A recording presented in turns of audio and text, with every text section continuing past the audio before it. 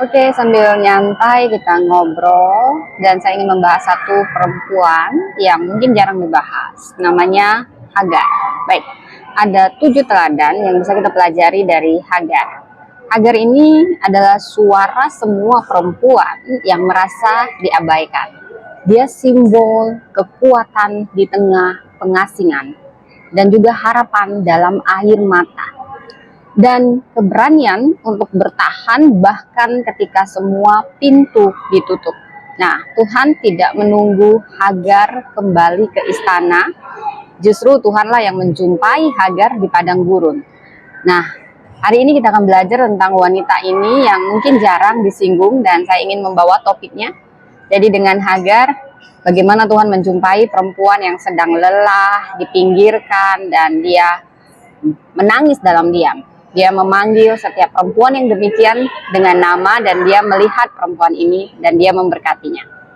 Jadi ada 7 teladan Hagar yang disusun yang bisa kita pahami. Yang pertama, saya menyebutnya teladan keberanian dalam menghadapi ketidakadilan. Kejadian 16 ayat 6 dikatakan, lalu Abram berkata kepada Sarai, "Tidaklah terhadap hambamu ini seperti yang kau anggap baik." Maka Sarai menindas Hagar dan dia melarikan diri ke padang gurun. Saudara, di sini Hagar adalah hamba dan dia tidak punya kuasa atau pilihan untuk menentukan nasibnya. Dia hanya berani melarikan diri dari perlakuan yang tidak adil dan menindas. Meskipun harus menghadapi ketidakpastian, Hagar memilih untuk keluar dari situasi yang tidak manusiawi meskipun harus menghadapi resiko besar. Saudara, dalam dunia modern, perempuan seringkali terperangkap dalam situasi yang tidak adil, baik di dalam pekerjaan, keluarga, atau masyarakat. Nah, Hagar adalah contoh. Jadi, di sini kita semua diajak untuk berani berbicara dan bertindak ketika diperlakukan tidak adil. Meskipun itu harus berani keluar dari zona nyaman. Saudara, keberanian adalah bagian dari proses pembebasan yang Tuhan sediakan. Nah, yang kedua, saya menyebutnya teladan keteguhan dan tidak ditinggalkan dalam penderitaan. Kejadian 16 ayat 7. Jadi malaikat Tuhan menjumpai Hagar dekat mata air di padang gurun, dekat jalan yang menuju Syur. Jadi dalam momen kesendirian dan penderitaan, justru Tuhanlah yang menemui Hagar di padang gurun. Tempat yang secara manusiawi dianggap sebagai tempat kehancuran. Dan perjumpaan ini menunjukkan bahwa Tuhan tidak pernah meninggalkan umatnya bahkan saat-saat yang paling sulit sekalipun. Nah, ini mengajak kita semua yang merasa kesepian, terlupakan, atau terpinggirkan. Teladan Hagar mengingatkan bahwa Tuhan tetap menemui setiap kita. Allah yang melihat, El Roi, tetap hadir dalam penderitaan kita dan akan memberikan penghiburan serta arah baru meskipun dunia tidak memberi perhatian. Dan yang ketiga, ada teladan kerendahan hati untuk menerima perintah Tuhan. Kejadian 16 ayat 9 berkata, malaikat Tuhan berkata kepadanya, "Kembalilah kepada nyonyamu dan rendahkanlah hatimu di hadapannya." Saudara, di sini kita sedang diajari bagaimana Tuhan memerintahkan Hagar kembali kepada Sarai dan merendahkan hatinya. Ini adalah langkah yang sulit karena Hagar telah menjadi korban penindasan. Namun Tuhan mengajarkan bahwa ketaatan pada Tuhan kadang memang harus itu menuntut kerendahan hati penuh dalam menghadapi situasi sulit. Kerendahan hati bukan berarti pasrah tanpa daya, tapi memilih tunduk pada kehendak Tuhan meskipun situasinya sulit. Jadi bagi kita semua, teladan Hagar ini mengingatkan agar kita tidak memberontak terhadap situasi sulit, melainkan kita mencari apa yang menjadi kehendak Tuhan dalam setiap keadaan.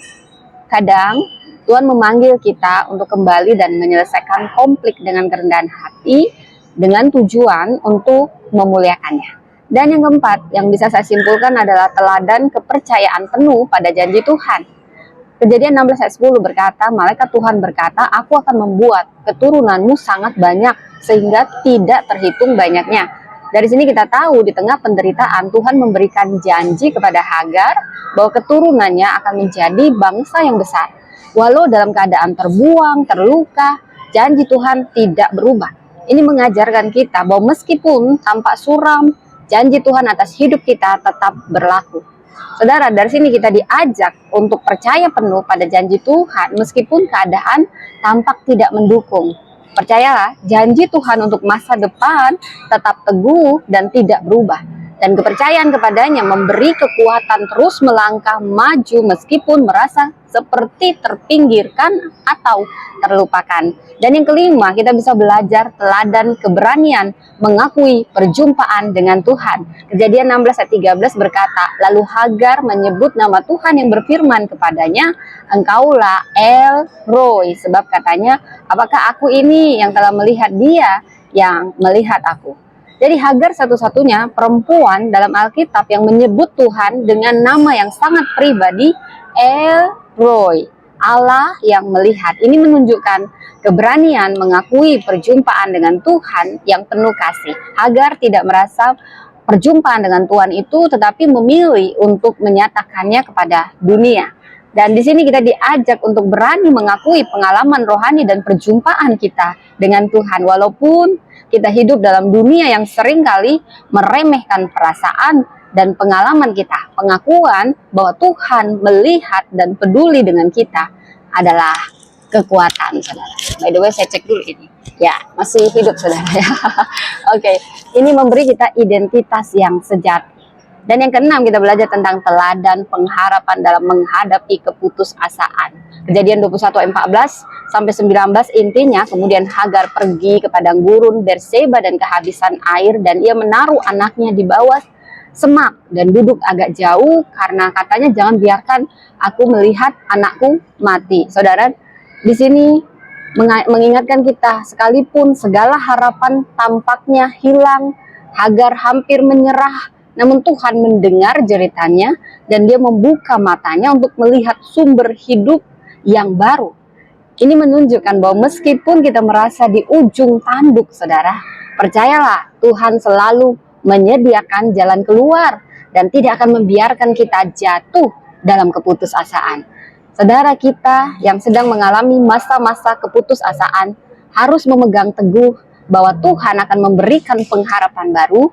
Saat semuanya terasa tidak mungkin, Tuhan akan membuka mata kita melihat jalan keluar yang tidak kita duga dan memberi kita kekuatan untuk bertahan. Dan di sini yang terakhir ada teladan kekuatan dalam peran ibu. Kejadian 21 ayat 20 berkata, Allah menyertai anak itu dan ia tumbuh besar, ia tinggal di padang gurun Paran dan menjadi pemanah. Meskipun di padang gurun, di luar perjanjian utama, Ismail tetap diberkati oleh Tuhan. Hagar sebagai ibu memainkan peran penting dalam kehidupan anaknya. Jadi ini mengajarkan kita bahwa ibu adalah figur yang penuh kekuatan meskipun tidak dilihat atau dihargai. Saudara, kita diajak terutama kaum perempuan menjadi ibu yang sadar peran kita sangat berarti di hadapan Tuhan. Bahkan dalam keterbatasan kita sebagai perempuan, kita tetap memiliki kuasa untuk mendidik dan membentuk masa depan anak-anak kita seperti Hagar, seorang ibu, kekuatan yang mendasari keberlanjutan hidup generasi mendatang. Hagar mengajarkan kita banyak hal, yaitu berani, tunduk, percaya penuh pada janji Tuhan, mengakui perjumpaan dengan Tuhan, memiliki pengharapan, memainkan peran kuat sebagai ibu, dan menjadi berkat meskipun dalam keterbatasan. Mari kita teladani Hagar, dan kita bisa merasakan pemberdayaan yang sejati karena kita tahu bahwa kita tidak pernah dilupakan oleh Allah yang melihat. Tuhan memberkati.